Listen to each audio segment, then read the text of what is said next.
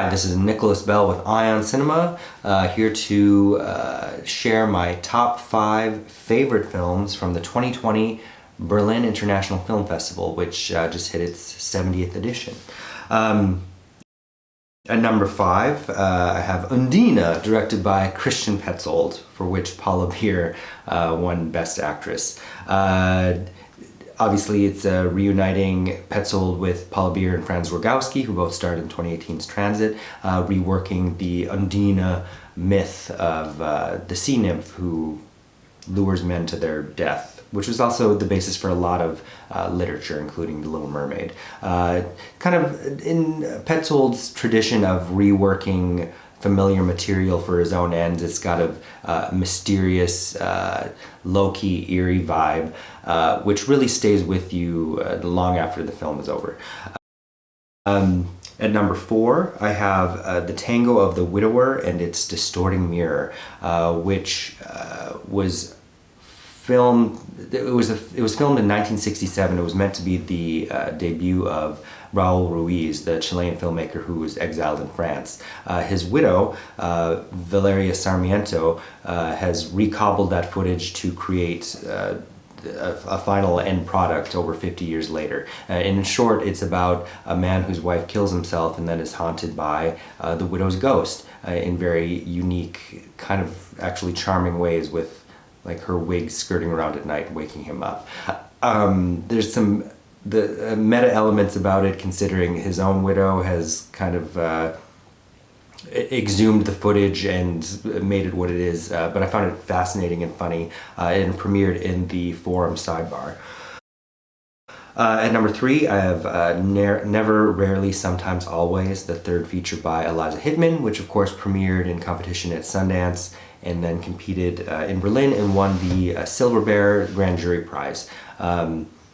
The only film that I think it can even be compared to is probably Christian Mungiu's 4 months, 3 weeks, and 2 days, except whereas that was filmed set in 1980s communist Romania, this is set in contemporary America, and there are a lot of striking similarities, sadly, as two girls take a journey from Pennsylvania to New York so that one can have an abortion.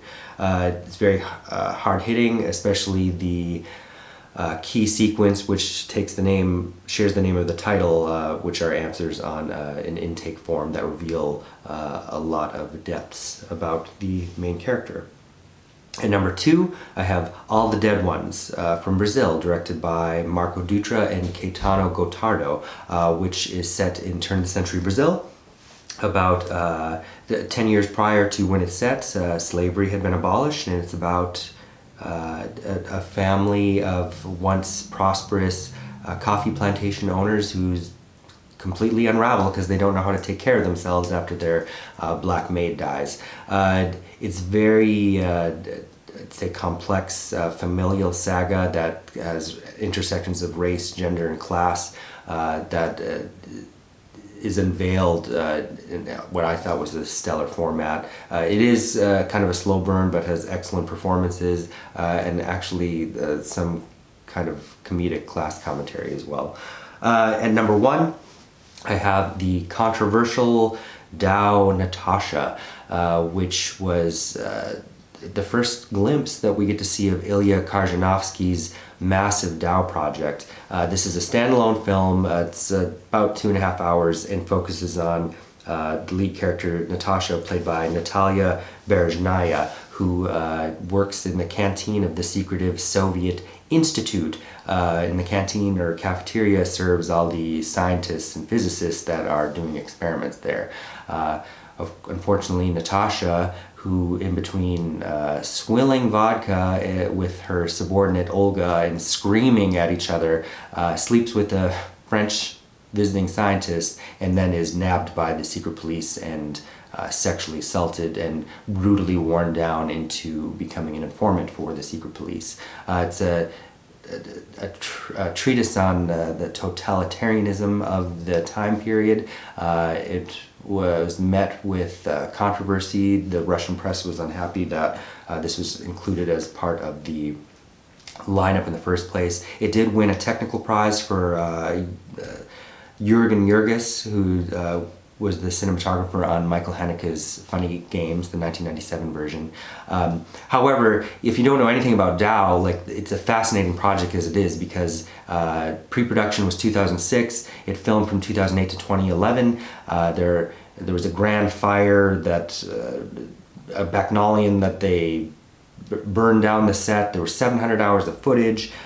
We've been waiting for years to see something, and finally in 2019 there was an art installation in Paris that unveiled that there were all these standalone films, like 6 or 7, and there's a documentary that was also at Berlin, Dao Regeneration, that I did not see, about kind of the making of the process of the film.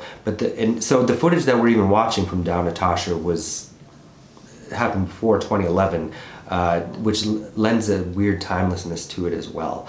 Of course, there are very disgusting, completely terrible things that happen in there.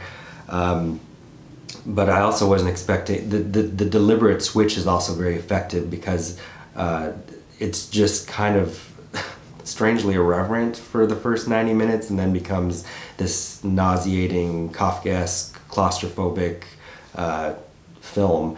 That's probably an exercise in patience for many, but it's one of the few times that I actually felt the need to give something 5 out of 5 stars. So yeah, those are my 5 favorite films from 2020 Berlin. Thank you. Hey, this is Eric from IONCINEMA.com. If you want to support us, subscribe below.